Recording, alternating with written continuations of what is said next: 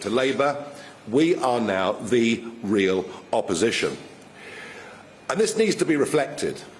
As I said, it's beginning to be reflected by the polling industry, but it needs to be reflected by the broadcasters as well, because Ofcom, on the guidance they've given to broadcasters, say that really the most important of all the factors is the performance in the last two general elections. We haven't stood in the last two general elections. It's as if everything about our politics is designed to stop new boys and girls coming in and to keep everything the same. At the moment, broadcasters are giving our party 8% of their coverage, which clearly is nowhere near in line with where we actually are. But there's something else I want to ask for today.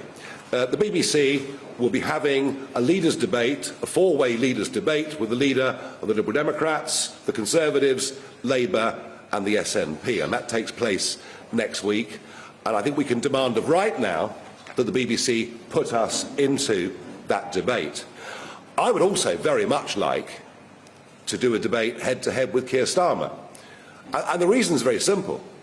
We think that this should be the immigration election, because whether we're talking about rents, whether we're talking about housing availability, whether we're talking about access to GP services, whether we're talking about pressure on infrastructure, there is no aspect of our national life that is not touched by the massive population crisis this country now faces, directly as a result of immigration policies that were started by Labour but accelerated by this Conservative government.